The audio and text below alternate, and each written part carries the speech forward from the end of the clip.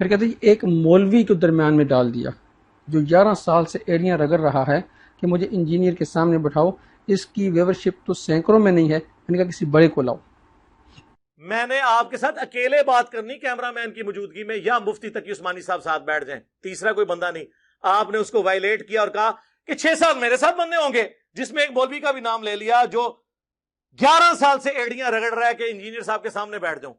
تو میں نے کہا بھی تیری تو ویورشپ سینکڑوں میں بھی نہیں ہے، بڑے کو بلاؤ۔ آج میں آپ کو ایک تعویذ دیتا ہوں۔ لوگ وظیفہ پوچھتے ہیں جی شیطان سے بچنے کا کوئی وظیفہ بتا دیں کہ شیطان سے حفاظت ہو، تو میں آپ کو انجینئر فتنے سے، مرزا ثانی کے فتنے سے بچنے کا نسخہ، تعویذ، وظیفہ بتانے والا ہوں۔ آپ میرا نام محمد مصعب عمیر الحسینی یاد کر لیں۔ مرزا کا کوئی فالوور تو آپ سے انشاءاللہ بات نہیں کرے گا، تو مرزا اگر کہنا جی میں بیٹھ کر بات کرنا چاہتا ہوں تو میرا نام لیں تو انشاءاللہ تعالیٰ اور مرزا صاحب کو فاقہ ہو جائے گا۔ انہیں وہ جمال گوٹا 2 دن کا 48 گھنٹے کا تاریخی جمال گوٹا یاد آئے گا کہ جس کی چیخیں وہ اتوار والے دن اکیڈمی میں نکل رہی تھی۔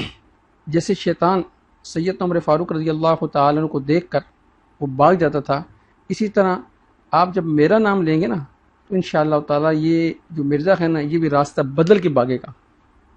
اس سے پتہ ہے کہ جب یہ سامنے بیٹھ کے تو پھر میرے لیے بات کرنا مشکل ہو جائے گا۔ تو یہ تعویذ ہے آپ کے لیے، میرا نام محمد مصعب عمیر الحسینی، یہ یاد کر لیں۔ جب بھی مرزا یا اس کا کوئی فالوور کہ جی میں نے بات کرنی ہے آپ کے لیے، ہم اس کو لے کر آ جائیں تو انشاءاللہ تعالیٰ آپ دیکھیے گا کہ وہ دوبارہ آپ سے بات نہیں کریں گے۔ اچھا، اب آپ یہ سوچیں گے کہ یہ مرزا میرے نام سے بھاگتا کیوں ہے؟ یہ تقریباً آج سے 11-12 سال پہلے کی بات ہے، تقریباً 14 سال ہو گئے مجھے یہاں آئے ہوئے۔ تو میرے پاس ایک ساتھی آئے، ماسٹر طارق ان کا نام تھا، تو مجھے کہنے لگے جی کہ یہ آپ پمفلٹ دیکھیں، اندر دھند پیروی کا انجام مجھے دیا۔ تو میں نے دیا، ایسے دیکھا، میں نے رکھ دیا، میں نے کہا یہ پرانی باتیں ہیں، ان کے جوابات دیے جا چکے ہیں۔ تو کہنے لگا جی نہیں یہ نئی باتیں لگ رہی ہو۔ میں نے کہا یار یہ ساری پرانی باتیں ہیں، یہ کتابیں پڑھی ہیں، ان کتابوں کے اندر ان کے جوابات موجود ہیں، یہ قصہ پارینہ ہو چکا ہے۔ کہنے لگا جی اگر آپ میرے ساتھ جائیں اور جا کر ان سے بات کریں شاید ان کی اصلاح ہو جائے۔ تو میں نے کہا جی آپ کہتے ہیں تو میں چلا جاتا ہوں، لیکن ایسے بندوں کی اصلاح مشکل لگتی ہے۔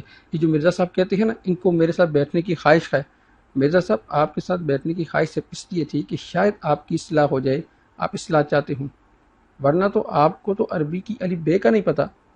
آپ کے ساتھ تو میں اپنے شاگردوں کو بیٹھانا پسند نہ کروں، اگر میں اپنے کسی شاگرد کو کھڑا کر دوں تو وہ بھی انشاءاللہ تعالیٰ آپ کی ناک میں دم کر کے رکھ دے۔ شاگرد تو دور کی بات ہے، جیلم کے جو ساتھی ہیں میرے، انہوں نے آپ کی ناک کے اندر دم کیا ہوا ہے، آپ ان کے ساتھ آدھا گھنٹہ بیٹھ کے بات نہیں کر سکتے۔ میں گارنٹی کے ساتھ کہتا ہوں آدھا گھنٹہ بیٹھ کے بات نہیں کر سکتے۔ خیر ہم چلے گئے، وہاں جا کر انہوں نے مجھے گارنٹی دی جی بات ہوگی، آپ پریشان نہ ہوں، ہم آپ کی بات کروائیں گے۔ تو میں نے کہا یار بات نہیں ہوگی مجھے پتہ ہے، کہتے نہیں جی بات کروائیں گے۔ ہم چلے گئے، انہوں نے کہا جی آپ بیٹھ جائیں درس قرآن سنیں، اس کے بعد میں پوری رات اویلیبل ہوں۔ میں نے کہا ٹھیک ہے۔ انہوں نے 55 منٹ یا 1 منٹ 1 گھنٹہ 10 منٹ انہوں نے درس دیا، تو وہ آیات مجھے آج بھی یاد ہیں۔ کلوا واشربوا حتی یتبین لکم الخیط الابیض من الخیط الاسود من الفجر، ان آیات پہ درس دیا اور اس کی تشریح غلط کی۔ ہمارے ایک ساتھی تھے مولانا وحید مطلوب صاحب، انہوں نے سوال بھی کیا کہ آپ نے اس آیات کی تشریح غلط کی ہے۔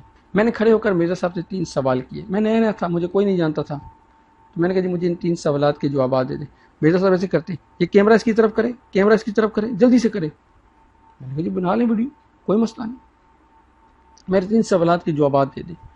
مرزا صاحب کی اکیڈمی 5 منٹ کے اندر مچھلی بازار کا نمونہ پیش کر رہی تھی، جیسے منڈی ہوتی ہے، بدتمیزی کی انتہا کر دی انہوں نے۔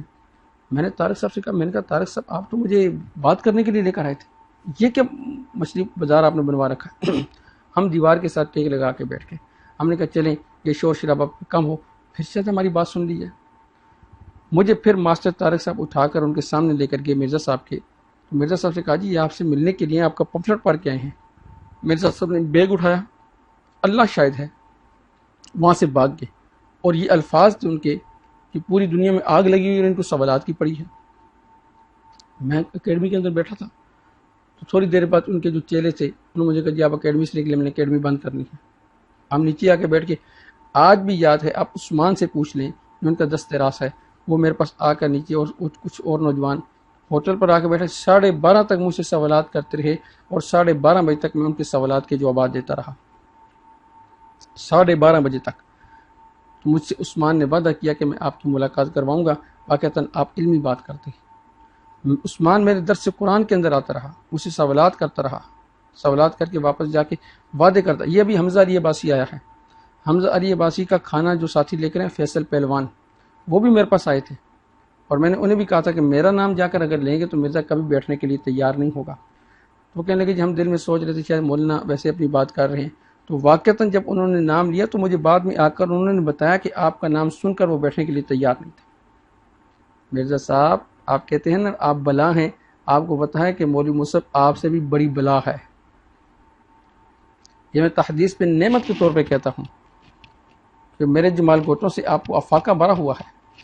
خیر ملاقات نہیں ہوئی۔ دوسرا واقعہ رمضان المبارک کے اندر اسی ماسٹر طارق کے گھر یہ درس دینے کے لیے دین آنا تھا انہوں نے، تو میں نے یہ میسج چلا دیا، میں نے کہا جی میں ان کے سوالات کے جوابات دینے کے لیے دین آؤں گا کیونکہ دینا میرا شعر ہے۔ ہمارے خلاف چوکی کے اندر درخواست گئی، مجھے باقاعدہ چوکی والوں نے بلایا اور کہا جی کہ آپ درس قرآن سننے کے لیے نہیں جا سکتے، آپ جائیں گے؟ میں نے کہا جی جاؤں گا۔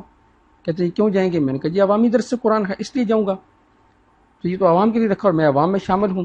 لیکن انہوں نے کوئی غلط بات کی تو اعتراض کرنا میرا حق بنتا ہے، اس پر اگر کوئی نقص عمل ہوتا ہے میرے سوال کرنے پر یا اعتراض کرنے پر یا ان کی سلف صالحین کو بدزبانی کرنے پر، تو ساری ذمہ داری ان پر ہے، ہم پر نہیں ہے، کیونکہ ہم تو عامی، ہم تو سوال کریں گے۔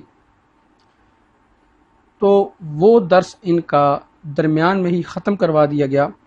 مجھے آج بھی یاد ہے اس میں ہمارے ایک ساتھی کو اگر ہتھکڑی بھی لگی تھی تو لیکن الحمدللہ درس قرآن ختم ہوا۔